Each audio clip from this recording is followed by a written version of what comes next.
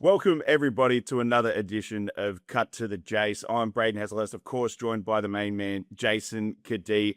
It's a championship series edition. We finally got our final two teams. It's the Sydney Kings going head-to-head with the Adelaide 36ers. Of course, the Adelaide 36ers just got over the Phoenix in 3. Jase, Sydney beat Perth in 2. Huge series coming up. It's a massive time for the NBL.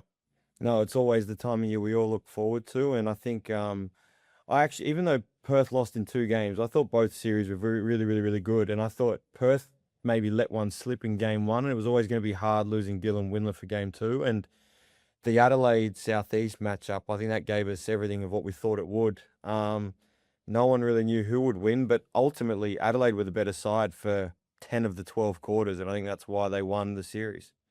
Yeah, absolutely. And we're going to do things a little bit differently today. We're going to bring our special guest in from the very start, none other than NBL expert and commentator, of course, 1990 NBL MVP, Derek Rucker. D-Ruck, welcome to the show, mate.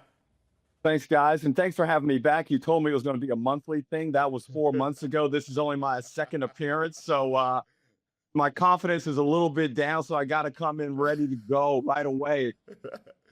Well, we said off air you did come in, raring to go from the start when you jumped on, but excited to have you on. But just quickly before we move on to the details surrounding the NBL Championship Series, just some other things happening in Australian basketball at the moment.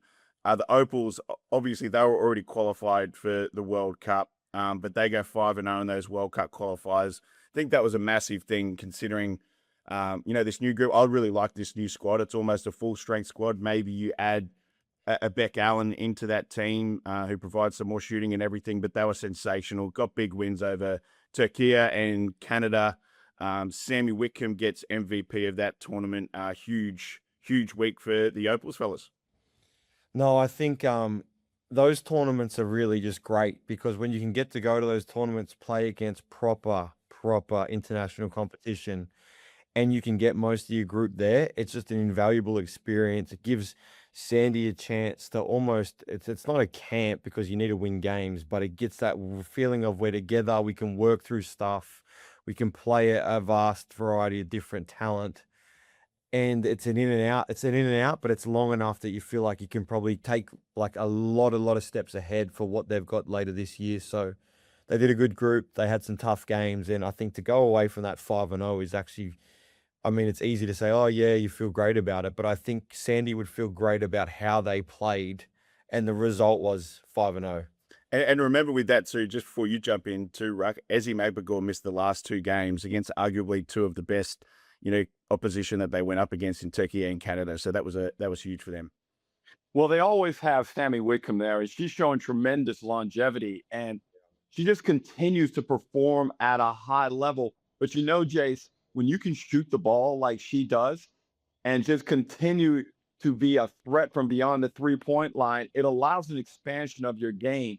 And then she's crafty enough. She's played enough big games now. She's never gone to shy away from the opportunity. She's willing to take on board risks, and she's just an outstanding player. I really look forward to a strong Olympic campaign and actually a World Cup also, but she's just a terrific player. And Jason and I will talk about the Opals more a bit later. But I think the thing that stands out is the depth on this team. Like you look down at the bench and you've got, WNBL MVP and Izzy Bourlays. You've got Kayla George coming on who filled that starting void when Ezzy Magbagor comes out. Alex Fowler, Steph Reed, Jade Melbourne. The amount of talent in that team is pretty incredible, fellas. Yeah, I think that's the one advantage that they've really got now is a lot of those girls are playing proper minutes overseas too. Not all in WNBA, but it's now getting to the stage which I think the Boomers has now been at. The women's program's always been really strong, but a lot of it's been out of home, as in homegrown when I say WNBL, where a lot of those girls now are playing all over the world in different things. Unrivaled, a few of the girls, WNBA, Europe, China. We're seeing these girls play all over the world, and I think we want to see them in the WNBL. That's a massive part, and a lot of them come back, but they also to have that experience playing overseas and playing proper minutes, it just helps when you show up at these tournaments. And I'm going to quickly mention the Bendigo Spirit flavour in that team too. Of course, Sammy Whitcomb never played. What for are the you Spirit. What are you doing? We're not even talking about WNBL. Why are you just trying to parlay it into your team? What you guys, what you need to do is make sure y'all regroup this all season so you can get to that grand final. Because if I'm not mistaken, Jase did not see Bendigo in the final too. Oh, whoa. Okay. Remember, we might have had a 3-time Olympian and one of the best bigs in Australian basketball history go out. We might have had some injuries to deal with and everything. I think we did pretty well. Obviously, we were disappointed to go out. But Sammy Wickham, championship winner with the Bendigo Spirit, Izzy Borlays, and then Kennedy Kariyama, a Kiwi on the Opal staff. So strong Spirit flavour on that. But we'll move on to, thanks for that reminder too, Ruck. Really appreciate that. But going on to March Madness, starting on Friday. Well, it's already kind of started, but a lot of Aussies in action. You know, selfishly focusing on some Queenslanders. Did a really good feature with Harry Ruliadef, a Brisbane guy who's the skipper of Hawaii. Led them to the Big West Conference title and the first NCAA tournament appearance in 10 years. Oscar Clough wins the conference championship with Purdue. Of course, Alex Condon, Anthony Delorso for Arizona Wildcats, and that there's plenty of Aussies in action, fellas, and it should be a great March Madness on the Aussie side.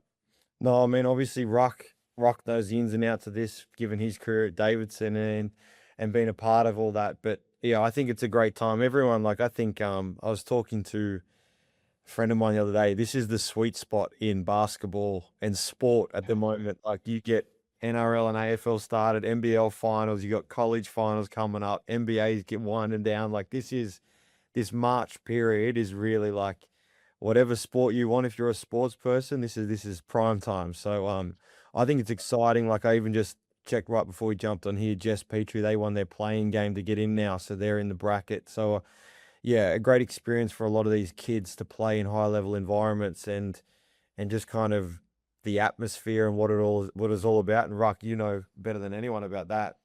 And it's so unpredictable now because NIL and the transfer portal, it's really opened up the possibilities. The Blue Bloods used to dominate, and certainly there's still going to be that element in March Madness this season. Now, it is really hard, though, for Cinderella to perform and get to the dance. But those mid-majors now, they can make a lot of noise. And, you know, the brackets just get blown up so quickly now if you're into selecting brackets for March Madness. It's a lot of fun, but be sure to throw in some mid-major upsets when you're planning. It's funny, Jase. I think just after Ruck's reference to Cinderella there, I reckon Ruck might be up there in Australian sports broadcasting for the best at either metaphors or puns and those type of things, and introducing those into his comments. What do you reckon? It's all the practice, mate. He's got all these, he's got a whiteboard at home of just great one-liners, and once he uses them, cross that off, move on to the next. Thank you, Braden. That was very nice. All right, now let's move on to the NBL Championship Series, a massive one, probably one, you know, throughout midway through the season, then especially after the MVP count and everything that's gone down, one that a lot of people want to see. And one thing I'm excited for those people outside of South Australia or outside the NBL, you know, playing and coaching and that, I've obviously lived in Adelaide for a while and know how crazy that city is. I don't think people are prepared for how crazy this series is going to be hype-wise. You go to Sydney where there's going to be a packed-out Kudos Bank Arena, and we know how crazy Adelaide fans are, and that's going to go to another level in the Grand Final series. Ruck, this is set to be, you know, one for the all-time books. Well, it's number one versus number two. Sydney finished on top of the ladder. Adelaide came second. Both had outstanding seasons, bouncing back from seasons where they felt they underperformed.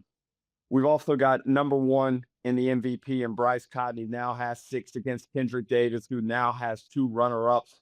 Kendrick only finished 2 votes behind in the MVP. We know what transpired just after the MVP award was announced. Kendrick went to Instagram Live and went on a diatribe about how he got cheated, called me a fake. It was all out there for everybody to see.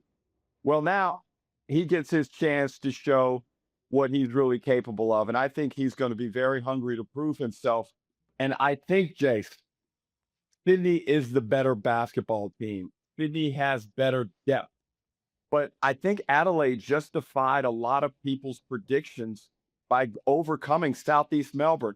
And on top of that, Bryce put up 42, 29, and 38. You cannot count that cat out. No, I think that's the part. Like if you just right now, Jase, pick someone, I pick Sydney. I think Yeah. they're the best team. I think they've been playing the best for this third. But I think like if you think back on the season, right? First third, Melbourne United, best team. Middle third, Adelaide, best team. Later third, Sydney, best team. So we've kind of got, even though Adelaide had a little dip, we've got the best two teams from the last two thirds in the finals. And what the FIBA break did for Adelaide, we knew it was going to help Bryce Cotton.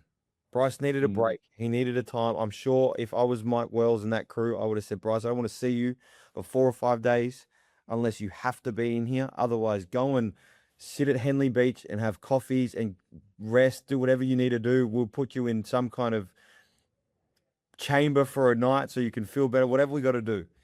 But he looked refreshed, and their group looked more engaged than what they had been. Like, you know what? This little last month is over, and now it's finals time. And I thought they were the better team against a team who had played well against them the previous 2 times and beat them up pretty bad. I just thought they looked the better team. And this is the part when you come into this series, you can't write Adelaide off because they've got Bryce Cotton. I mean, you can write them off. You can write them off. Don't put any money on it. Don't put any money on it. That's all I'm saying. If you want to lose your money, just go ahead and write Bryce Cotton off. But Jase, if we go back to game 3, there's another factor, right? Because if you look at the spacing going into this thing, okay, Bryce now has 3 days rest. He'll be fresh for game 1 in Sydney. Then game 2 isn't until Friday. So he's going to be fresh for that one. And if you look at game 3 of the Southeast Melbourne series, that Adelaide crowd, Jason, was ruthless. And I was shocked that they booed Nathan Sobey the way they did.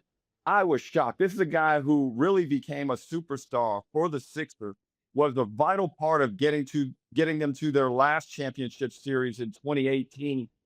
And they went after him. I was a little bit bothered by it, admittedly, but at the same time, I respect the hustle. I respect the fact that they were willing to do whatever was necessary to get their team over the line. So when you look at the whole 5-game construct, I think Bryce himself, from games 2 to 3, where there's only a 1-day break, that could be troublesome and problematic. But if they steal game 1 and then go back to Adelaide for game 2, we got a series. Ruck, you played against Adelaide in front of those crowds in the 90s and early 2000s. You can't be surprised that they were that ruthless, can you? No. And in fact, Braden, thanks for bringing it up because it's one of the most triggering moments of my life. In case you weren't a fan of the NBL back then, I lost a game 3 there. And every time I walk back into Adelaide and you see big games, I can't help but think about game 3 and getting blown out. And I was actually just on the phone to my former teammate, Simon Dwight, one of the greatest shot blockers in NBL history. Wow. And we were just great. We were just reminiscing about that horrible night. But this is what Adelaide do. They have an amazing capacity to lift as a basketball community. And it's a really smart basketball community. They're motivated. They smell it. It's been 24 years since their last title. And they made all the proper moves in the offseason to get themselves right. And now here they are, not only poised for a championship this season, but for years to come, Jase. Yeah, I experienced over the last 2 years, and everyone knows the journey we had last year, but we ended up still.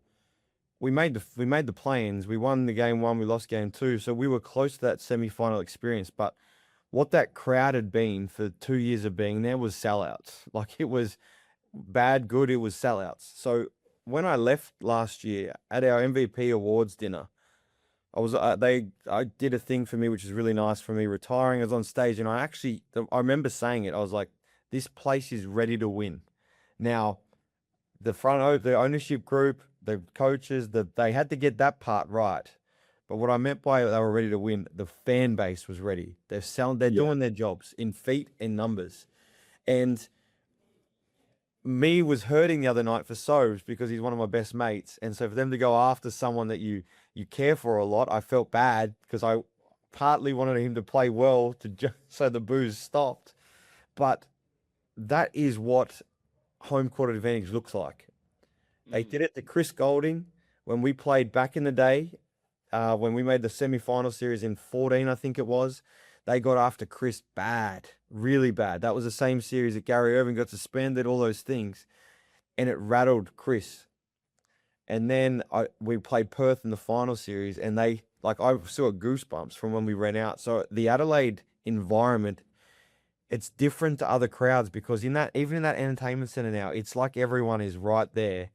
And I think if I'm Adelaide and I'm the crowd, what you did in game 3, I'm coming out and I'm getting after Sydney that way too. And I'm picking the guys that we're going after, and everyone's all in.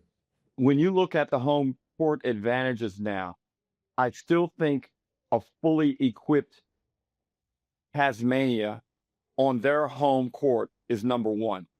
But damn, Adelaide is right there at number 2. Jase, early in that game, you could realize, like, Southeast Melbourne are in big trouble here.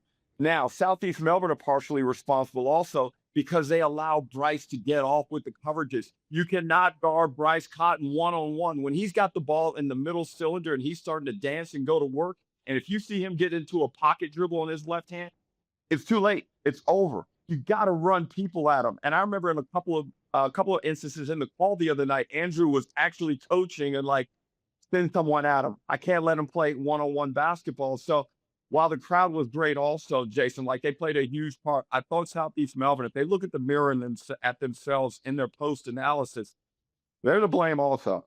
100%. And I think you can blame, everyone's always going to blame other factors as well, but I think they would sit there today and also realize, well, you know what, we could have done some things better. And I've been asking for it for a little while, but they started game 3 and Mike started DJ Vasiljevic. And he has 27 points and he's a massive difference in why they win a basketball game. And I think people have forgotten DJ makes big plays. He's not scared of the moment. And if you're going to win a semi-final series, if you're going to win a grand final series, he needs to play minutes, not 15, not 35, but he needs to play considerate minutes so that if people want to send people at Bryce, you've got a guy there that can give you 30 or 40 on any night. And Bray, just one last thing about Mike Wells, because I think he was kind of cast into the background for the Coach of the Year conversation. Yeah, and probably rightfully so. There was we did bring this up with Bryce. There was a shaky third of the season that Jason's already mentioned. I think that last part of the season really hurt his prospects for being in strong consideration for Coach of the Year. However, if you look at his performance over the course of the season and into this postseason, he has made really good adjustments in terms of offense and adapting to what they're seeing from defensive strategies. And then he makes a bold move starting DJ. And I agree with Jason. I thought it was a move that needed to be made because here's the thing about DJ and certain players in the league. When they hit shots, they're louder when other players hit shots. Their emotional kind of visceral reaction that it causes either amongst their team and the group or in the fan base is different than when another guy hits a shot. And DJ's a master showman also. It doesn't seem like it, but Jason, you felt the electricity after he hit those corner threes. And even before them, when he hit back-to-back threes and that bomb 3 in transition, I looked at Andrew next to me and I'm like, it's over for Southeast Melbourne. And that's why me being at the game, I had some people all before, what do you think about the game? Because everyone's nervous. There's a nervous energy to those games. Because it legit, you walk into game 3, Southeast Adelaide, I don't know, like who? And I said to someone, if Adelaide can get off to a good start and bring the crowd into it, it's a whole different world. If you get off to a slow start and Southeast get their feet underneath them, now it's a dogfight. I was like, you'd rather it be a tied game the whole way through and the crowd will play their part at some point. And I think that becomes pivotal in the final. I think that's why DJ is a massive piece to it. But if we go into the grand final now, Ruck, KD versus Bryce. That's where it's going to be a talking point. It's going to be a talking point for two reasons. They're the two best players in the comp. Everyone knows it. They are. Bryce wins MVP. KD flips his lid, complains it's rigged, all these different stuff. As you said, confronts you and Olgun at their thing. He's on Instagram Live. The whole show around it. There's been, in my time, when I played, there's been this competitive, but kind of in respectful friendship. Like, yeah, I look up to him. I feel like that's out the window after what happened after the grand final series. I don't feel like there's any respectful friendship now, given someone won. I just think if I was Bryce and you won an MVP and some guy's saying it's rigged, they look after you because you're Bryce. Are you really looking at this now as like a little brother type competitiveness, or is it like, nah, he's out, it's on now? Oh, Jase, that bromance is over. It's over. And I think, Kendrick said some things also about he wanted to bust Bryce's ass. I think it was words like that when he was up speaking at the MVP awards night with Kelsey Brown. And I just think Bryce is not an overly extroverted person, but he pays attention.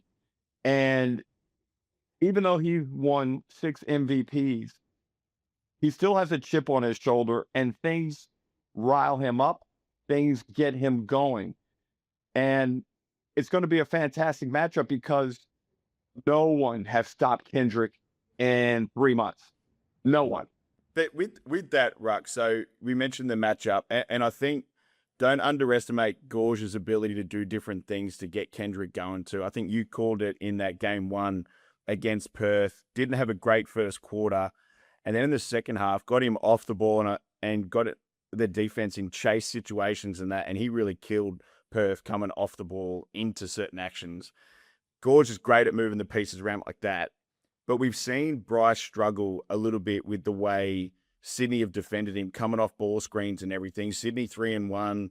Bryce has had, a 25-point game, a 16-10 game against the Kings, but a large amount of stuff of his is on the ball. What adjustments do you think Mike Wells can make, speaking of Mike Wells, that can allow Bryce to get going against this really tough Sydney Kings defense? Well, one of the keys when you play against a Brian Gorgian defense, and I did it for decades, is with certain players who he knows will play basketball the right way. And Bryce is one of those guys, and I was one of those guys. So when a double comes, you move the ball, you're playing the right way. Well, Brian actually uses that against you, gets you to give the ball up, and then tries to take it away from you. So one of the keys for Bryce is to not be so selfless. Sometimes you have to use some skills to retain possession of the ball, fend off that double of the trap, make that big retreat, and then you're back to your one-on-one ISO situation. Now, Mike Wells, after that first butt kicking that Adelaide took at home against Sydney, where Bull Quall was just all over Bryce, he made some adjustments, and I thought that was Mike Wells' first adjustment of the season. And I think he'll go back again. You've seen the Adelaide offense look significantly better in terms of ball movement, screening, patience. And I think right now, as a group, they understand, Jason, that they can't go to the high on-ball stuff early on in sets. They got to play proper basketball, but Bryce must sometimes play improper basketball and not acquiesce to what Brian Gorgian is allowing and be selfish, to be willing to take on the one-on-one challenge. If I was Mike this week, I would be drumming up everybody else in the team except Bryce. I would be getting everyone else ready everyone else in this room is going to score 100 points and Bryce going to have 10. Because I just think that Bryce is good enough to figure out himself throughout a game. Yes, I want to run stuff for him at times. Yes, I want to put him in positions to be successful. But with the attention he's going to draw, the first way you can take that attention away is by DJ getting a couple of wide open shots and knocking them down. Flynn Cameron making some shots. Isaac Cheatham and Nick Rakocevic doing some damage in the paint. And now all of a sudden, it starts to become how do we keep doing this? Because it's kind of hurting us now. Yeah. We're to start to play the game where you get the mix of it. Because if you're Gorge, I think you have evidence in what you've done works. Like you said, we beat them 3 times. We killed them one game. One game we got out of trouble in overtime. But they've had a good mix of what they've done. Adelaide has bounced back, and those games have been, other than the first game, those games have been really competitive. But I just think now it's going to be a thing of what adjustments can Mike make, and Sydney, what does it look like for a periods now? Because for the last bit, like you said, it's been Cadee with the ball, excellent. Can Adelaide do something to make it not so excellent and a little bit clunky? And if they do, what's the counter? Well, they have one little thing, I believe, in their favor, Adelaide, and it's that by Saturday, Jase, Yeah. Sydney will have only played 2 games in like 25 days. Yeah. We saw rust on them in that first Perth game when they got out of jail. Now, the challenge for Gorge is trying to keep his team game sharp. Even in game 2 out in Perth, I didn't think they were sharp. It was more like grind them down. But I think Gorgon will need them to be sharp, shooting sharp, moving sharp. And that, I think, is the challenge for him this week. Now, they have the benefit of being able to basically give Kendrick the ball and be like, go get us some buckets, because who's going to guard KD? Who can do an effective job in trying to take some of his stuff away? And I think that person will probably primarily be Flynn Cameron. Bryce is going to have to try and utilize some of his energy to slow Kendrick down. And then I think the guys off the bench, Matt Kenyon and Isaac White, they're going to have to be effective in different stretches. But ultimately, I think the task is Cameron's. I think Kenny's going to play a big role in this series. I think he showed in the Southeast series. I think Mike showed that he trusts him a little bit more. I think he showed the ability to go and get O boards and do some of those things. Like in that Southeast game, he might have had 4 or 5 offensive rebounds. And he can defend. And I think the thing and why I say he's a bigger body than an Isaac White or someone. So I think being able to guard KD and be a bigger body can help. But ultimately, you're going to have to use the 3 bigs defensively, whatever scheme you come up with.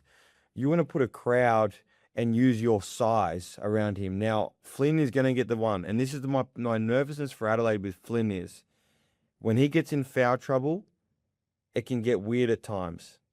And so I think they need to have some other guys because they need Flynn on the floor. Well, Flynn's going to have to provide some offensive punch as well, because in the past 6 weeks, offensively, he has not been up to the level. The other night, I believe, in that game 3, he didn't have that many points. I think he was 1 of 5 or 1 of 6 from the field. And he just hasn't looked as sharp as he had been throughout maybe the first half, the first 2/3 of the season. Now, look, we know because he has talent and he has a good amount of belief in himself, he can turn it around, but they need him to be able to knock down some threes, because you know what it's like in these championship series, guys lose confidence and it's hard to scrape it back and get back to the level. He's been such an important part of their offense. Even if he can handle the ball and play a little bit of point effectively and continue to build his confidence in that regard, that could be very valuable also, but he's going to have to deal with a lot of defensive heat. And I think that's the thing for Flynn. Where he's most improved, he's gone from playing 8 minutes a game to 30 minutes a game. He's been relied upon, and he's got to kind of he is the point guard at times. Like I know Bryce plays the point at times too, but Flynn's got to lead and carry. So I think that plays a big part. If we go over to the coaches, Wells and Gorge, what are you thinking for if you're in their locker room? What do you think their messages are leading into these 2 games? Like, do you think they rinse and repeat what we've already done in terms of Sydney feel really good where they're at? Mike started to make some changes. Like, what do you think their messaging is and how they want to play? Well, you know where Gorge starts. It's on the defensive end. And I think he wants to ensure that they come out with the proper intensity, because Perth put 104 on them in Sydney. And that's a dangerous amount to mess around with in a game 1, because if Adelaide put up anywhere over 100, Jason, it's either going to be a nail biter, and now you're playing in the Bryce's hands, or it means Sydney have gotten their butt kicked. Yeah. The total, I think Gorge is looking at that 92 and below total. And I think that's a mark that can kind of set the foundation for the balance of the series. But the last thing you want to do if you're the Kings and Brian Goorjian is give Adelaide after game one, definitely not a W, but you don't want them to feel like that they have a chance to get this series. I think game one is often when a tone can be set and you can look at both teams. We know there are adjustments that will be made, but you get a real good sense of like, ooh, can the underdog Adelaide compete in this series? When we talk about their rosters, Rakocevic has been not, I don't want to say like undercover, because I think there was a few of us that knew he was really good. It was just taking time for him to find his way and play his style. But he's become like, now they just basically they're finding out of those three bigs, we're going to find two of you who's going to get the job done. But one thing we know now with him, he's basically going to get a double-double. He rebounds so well. Offensively, he's super talented. How big of a key is he to their playoff hopes? So all season, I was high on Rakocevic. Even when he was playing badly, I said, look, I believe he can be an effective three-point shooter. We've seen that come to fruition. And he's just a very smart professional player. He's able to read the dynamic of that team, and he's figured out where he can be helpful. But Jason, you know what I love most about him. He is not afraid to go thug life on you out there on the basketball court. He makes other people look around. Like, you got to keep your head on the swivel when Rakocevic is on the floor, and causing your opponent to play with his head on a swivel because of physical threats is distracting and works in the favor of the Adelaide 36ers. Now he's added all the skill components. He's getting double-doubles, like significant double-doubles in big games. And it's actually freed up Isaac. I thought Mike Wells got the mix perfect, Braden, in game three, where I think Humphreys had 13 points on like 5 of 6 shooting with finishing, and he looked like he enjoyed being a part of a big victory again instead of playing 5 minutes. It's one thing to win and have a significant contribution, and it's one thing to win and feel like you weren't a part of it. And I think the former has really been great for Isaac's confidence as we move ahead. That's the other thing I was going to ask you. Like, on the back of Rakocevic, you mentioned Humphreys got more opportunities in game three, but how big will those other guys be? Like, Malawach steps up massively for Sydney in game two in Perth. I know he's a big name player, but I think it's the perfect situation in Sydney for Delhi. Like, it just looks like when they get out of control, then he steadies them with one of those bully drives to the basket or, getting off a pick and roll. Whereas compared to Melbourne United last year, he was doing that a lot, probably too much. How big will those extra guys be? And then I want to see who's your X factor out of the big name players for both teams. Well, Jase, I thought Delhi really struggled, and we spoke about it early in the season. He found things really hard, and I always thought that the Kings had the balance wrong in terms of allowing Delhi to initiate the offense and be the primary point guard per se. I didn't like the mix. Well, you can talk about how you thought that mix was corrected after I just say I really admire Delhi, because this guy, with all his accomplishments, has been able to swallow his ego within the season and be like, you know what? I need to pivot. This is the way I can help this team win basketball games. That's a really hard thing for a guy to do. And I think he's been really good in the second half since he's come back from, the injuries and the infection that he had. I think it's been a big part in why Sydney and Kendrick have been able to excel and go on this crazy tear. Yeah, I think Delhi, it is an ego hit, but when you're a smart basketball player, especially as you get older, sometimes you just see there's things going on that I can't do. and I think Delhi is seen, I think he's seen in that period where he was injured and out, hang on a second, for this to work, I now see what I need to do to make this work. And what needs to be done is not me carrying it a lot. I can just orchestrate from off the ball. And then at times I'll carry it, I'll make plays. And then where I will get it, when Cadee's off the floor, that's when I'll play and I'll be myself. And so I think he plays a massive part because you've got a guy there that can defend. He can guard smaller, he can guard bigger. He's played the 4 at some stretches when they had people out. I think it helps their ability to play different ways, which I think is what makes them tough. Now they play different ways, but at the start of the year, they were just trying to play one way, and that's why it wasn't working. I want to ask you about something. We spoke about the Kendrick Davis situation and the big brother sort of thing being and bromance being completely gone. Now, I know people say they don't, but does extra stuff come into play? For example, like Andrew Bogut's tweet about the 36ers during the season. Does that come into play at all as a competitor when you head into a grand final series? Well, that's interesting because I had totally forgotten. There's so many storylines between these two teams that I had totally forgotten about Bogues' tweet. And yeah, I think that certainly rankled the 36ers.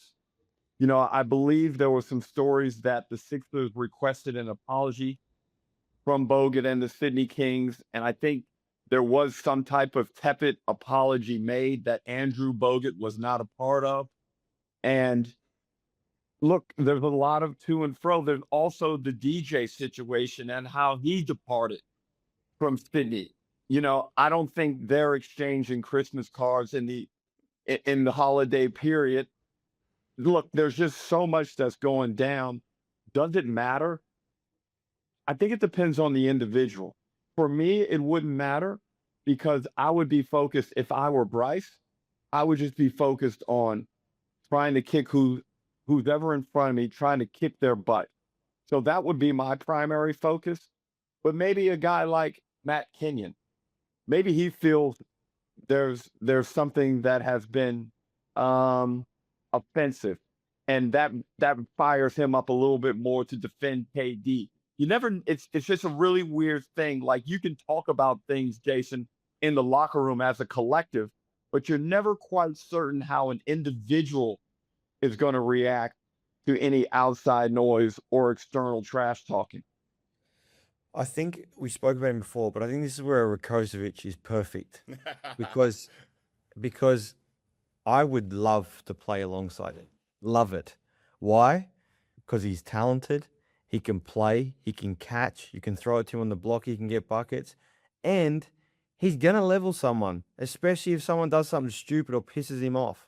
And so if you're playing with him in this type of series, he might do nothing. He might play the whole game, get no fouls, and not cause anything. But guess what? He's got people thinking that something might come their way. And I think that's where this situation, it creates so much where I think ultimately, if you really want to win, you can't be bringing in stuff with you. You've got to just worry about the game plan, and what we're trying to execute. But that doesn't make you not more ready and have in the back of your mind things that have been said to be like, hey, we want to squash this and show. Well, Jase, you remember Grant Kruger, one of the real tough men of all time. Not only tough, but probably certified crazy when he got on the basketball court. Gentle giant off the court, crazy between the line. In big game situations, I would often lie and go to him before the game and say, like, hey, Krug, I heard this guy said this about you. I can't believe he would have said that, dude. Is he crazy? Is he out of his mind? And you could just see Kruger just light up, be like, what? And I'd be like, yeah, man, somebody told me that's what he said. You got to. That's part of it, and that'd be like even Delhi. Delhi's whole week this week would be about planning stuff to KD that's basketball related and just keeping him focused on what needs to get done. You want to show people you're better than Bryce? Do it. Not in talking, on the basketball. Game 1, Game 2, Game 3. That's it. We don't need Game 4 and 5. Because as Sydney, they were saying, we're going to finish this thing in 3. Braden, I'm really curious if you think that KD might get the shot on Bryce early in game one defensively? No, I don't think he will. Who do you think it will be? it'll be Malawat It'll be Malawach and or then Galloway. yeah, Galloway and Delhi. I don't think. And Yeah, I then don't Tory, think KD. I think Tory will be on him for periods as well. Yeah. Yeah. I don't think you can. First of all, I don't think you can risk foul trouble with someone that important to your game. But the other thing that I suppose that helps him is, like you spoke about earlier, is they're ball screen heavy and they're bringing another player into it. So it's not so much a one-on-one situation. So that might help a little bit. You might see it here and there, but I don't think you'll see it to start. But the other thing on the extra spicy stuff that we're talking about, Ruck, the question that I want answered, is there a chance of a reconnection of a bromance between D Ruck and KD? So we're fine. And, I spent some time with Kendrick in Houston last off season. I really like KD. I understand what he's about. He's only 25 years old. He's trying to figure out this whole deal and where he fits in, and he wants to be appreciated. He wants to be respected. He wants to be considered a great. What he probably doesn't understand because of his youth is the concept of time and familiarity with people in all of this NBL network and the relationships that evolved over this amount of time. And the advantage that someone like Bryce Cotton has because he's been here for so long and we've seen him do so much. Now, off the back of that Instagram live moment after the MVP awards night, and Jason, you walked by, apparently most of the league saw us having this discussion. And it was fine. Like Kendrick and I, it was not like a calm discussion. I'm not even going to lie and say that it did not get heated at times and we went back at each other. We're both competitive and I'm not just going to let him say whatever he wants to say to me. But at the end of it, he did kind of say that he was sorry. And then the next morning when we were at the finals launch, we were backstage after he and Gorge had done their thing on the stage, and Kendrick apologized more in depth, and we had a good chat, and we're cool. I really want him to do well. I hope that he's able to pursue all his dreams because he is a talent. And again, as part of my role within this whole NBL system, if any players or coaches or whatever reach out to me, I'm open to them. And I'm not going to ignore someone or be overly punitive with my commentary about them because they didn't agree with something that I said. Like, I have to be above all of that and try and ensure that everybody gets an opportunity to chase their dreams. Jase, it's a highly emotional situation. This is the pressure cooker that we exist in the NBL. Well, it's what sport is. Like I said to someone, like when you get caught up in sport, it brings in so many different things. Like we're at a game in Adelaide on a Tuesday night. It's sold out. There's grown men, grown women from 80 down to 3 standing, clapping, booing Sobes, chanting someone's a wanker. Like sport will take you to different places. And part of being really good at sport as a basketball player, specifically, as any kind of athlete, but as a basketball, you have to be competitive and things will tick you off because you're highly strung. You're built to react and put doubters wrong, prove people right. It's all part of the game. And so once again, I think the whole thing and whatever's happened, all that lies in front of KD right now is you have a chance to show everyone, I might not have won MVP, but I'm the finals MVP, and I now have a championship to go alongside my name. That should be his only goal. And Jason, your point is so valid. Like, when I came out here when I was 23, and I was really difficult to deal with because I felt like I should have been in the NBA. I had a chip on my shoulder. I was highly strung. I was confident. I was trying to prove my point every day. And when things didn't go my way, I was problematic. So in my career now in the broadcast and analyst field, one thing I never want to be is hypocritical. So anyone who's known me from that era knows that I was not always the easiest to deal with. So I get it from KD's perspective. I finished second to Andrew twice in the MVP voting. One time I thought I should have won it, and I was particularly cut.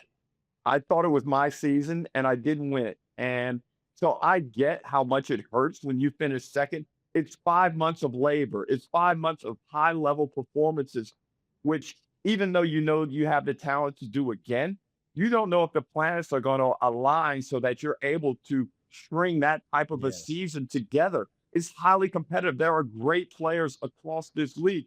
Parker Jackson Cartwright is one of the best players in the league, and he barely got a mention for MVP. Yeah. Yeah. The other thing I want to ask both you, and that's we'll go one more question after this, Ruck, and get your prediction, and then we'll move on. But both know Bryce, know him very well, have seen him dominate the league. We know he's arguably, the second best player of all time, chasing Drewy, 6-time MVP and everything. But after everything that's gone down, moving to Adelaide and all the hype that was around that and controversy that was around that, if he's to take this team to a championship, their first since the early 2000s, how much does this lift his legacy? Oh, I just had this conversation yesterday with our colleague Olgan Eulich, and there's a tough one. There's a tough one, Jase. It starts to get into real uncomfortable land. And I've known Drewy forever. I love Drewy. He is a terrific, terrific person just to work with and be around. You know the aura and the humility of the guy. But damn, if Bryce goes 4 championship, 3 championship series MVPs, 6 MVPs, 9 scoring title, boy, we start to get in this area I here. think it's becoming our own version of the Jordan LeBron. At the end of the day, it is. It's there's some stuff that people will never touch of Drewy's in terms of the total amount of points and obviously his was different because what he did for Australia on the world stage as well, especially at that time, what Drewy was doing, no one from here was doing. But when you just strip it all back to NBL, what Bryce is doing in the NBL, if they were to win, we just haven't seen anyone do that before at that higher level. We've seen people bounce around to teams and win some titles, like CJ Bruton's a prime example, and he was very, very good. But what Bryce has been able to do, that the numbers, the MVPs, and all that, it's incredible. And I think that's where you talk about Adelaide being done, and you said it at the start of this thing. His semi-final series. Think about how good Sobes was in game 2. Think about how good he was, and Bryce basically did that for 3 games. And I had the opportunity to just sit there and work so many big games with Andrew Jase. He's right there by my side, and we've had some incredible moments that we've been able to document with Jack Heverin as a team. But after game 3 the other night, Bryce was across the court. They were celebrating, and he looked over at the commentary table, and he came over and dapped me up. And after he came to me, he went to Drewy, and I sat down, and the conversation between those two was just such a credit to Andrew that he's able to speak as almost a fan of Bryce Cotton and wish him well and say how much he appreciates everything that Bryce does for the league and how great he was in this series. And you don't get that from someone who is considered the greatest in what they've done in a particular country. And it's Andrew's humility and the ability to recognize other people's greatness is what I love about him so much. And that was a private moment. I was the only one there to witness it. And, just Drew, he's so earnest about everything that he does, Jase. And there was no insincerity in the words that he spoke to Bryce Cotton. We had him on last week, and just how he spoke about Bryce. There's not one. It's almost like he hopes Bryce overtakes him so people stop talking about it. But I think for him, the thing that you got to remember in all these conversations is it doesn't take away from what someone's achieved. It's actually a compliment that this conversation is even happening, and that Drewy finished playing how long ago, and we're still talking about how great he is. And I think that's the part we get lost in. Just because you talk about someone being great, it doesn't take away from another person how great they were. And I think Drewy's ability to be humble, his ability to just, he loves basketball. He loves the NBL. And I think the way he goes about it, and I go back to this. We talk about even Bryce being the MVP. He's one of the better people around. Yeah. When you've got someone representing your league as being the MVP, great basketball player, great person, people love him. I mean, tell me I'm wrong. However, let's make this clear. In NBL27, and I know this is going to drive Andrew nuts because I've spoken to him about it and I'm prepping him for it. The 7v6 and Bryce Cotton chasing number 7 is going to be news all season long, and there'll be no escaping it. This is a historic moment, something that I never thought that I would see in my lifetime, someone challenging Drew's 7 MVPs. And so I'm like, Andrew, get ready for it, man. This is like Tiger Woods chasing Jack Nicklaus. This is an Australian sporting moment that was unforeseeable 5-6 years ago. Yeah. Absolutely. Just before we go, we're not going to do JC 5 points for the week. We're going to leave that because we've gone into depth with. We've the already NBL covered it Championship all. Series, exactly. Adelaide, Exactly. Sydney, Opals. There ain't nothing left to talk about. But quickly. Wait, sorry. I got one thing though. I got one thing, because he got booed like crazy in Game 3. But what Sobes did in Game 2, and Ruck, you speak about all the time about his ability to almost be more athletic at 36 than he was 10 years ago. What he did in Game 2, this series would have been over on Saturday had Sobes not come out that third quarter. I don't think, in terms of people that we've seen do stuff like that, Chris Golding, DJ's had moments. We'd have to go way back. But what Sobes did in Game 2 to have 41 in a closeout game, I just, as his mate, but just as someone as a like, I had people messaging me everywhere being like, are you watching this? Are you watching this? This is crazy. I think he deserves some love because he's had a hell of a year. And to just go and have 41 in an elimination game, that was ultra impressive. You know, the manner he does it with the athleticism and the bounce, and he's so exciting and yet so polarizing. But I only have really one comp. Andrew was different than Sobey, different type of players. They play a different position. So that really isn't the proper comparison.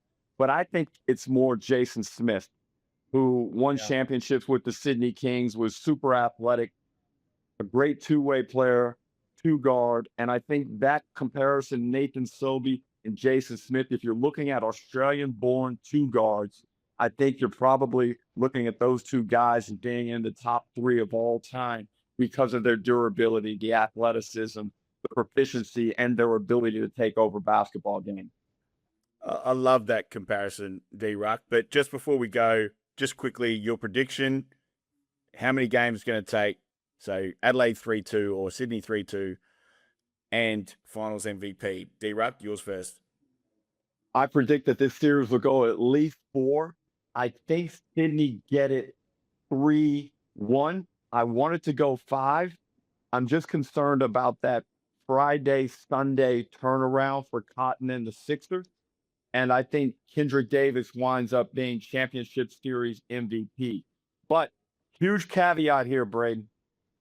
If Adelaide win game 1, that we're whitewashing that prediction. That prediction did not count, Jase. No one ever heard it. Jase, what's yours? See, I think 3-1 to Sydney, but then I struggle to see Sydney closing it out in Adelaide. Because I think that place will be a zoo. So I'm really torn about how to feel about how long it's going to go. I ultimately do think Sydney are the best team and it's theirs to win. I can't rule out Bryce and Adelaide, but I do think 3-1 because I just don't think Adelaide won't win a game. Right. But then I'm almost like, if Adelaide win a game, I think they win 2 home games and it maybe goes to 5. So and I'm not doing this to sit on the fence. I just actually don't know. He does this regularly though anyway, Ruck. Brayden, I'm admitting that I just don't know. Like I can't. In all honesty, I was like that before game 3, Southeast Melbourne and Adelaide. And I just narrowed it down to who has the best player, whose home court is it? Yeah. Well, guys, it's going to be a great championship series. I think it's going to be one for the history books. I think it'll go 5, actually, which will be awesome for the NBL. But as always, Ruck, we appreciate your time on Cut to the Jase, mate. We won't leave it so long between next appearance. You guys are doing a great job. I love it. Jase is, I think he's rookie of the year in the media scene. I mean, look, there's only been 1 or 2 other guys, but maybe you guys need to lobby for some type of award or something. You know what I mean? I like that. I like that. And if he doesn't win it, he'll probably go to Instagram Live and that anyway. So we'll see. We'll see how that works out.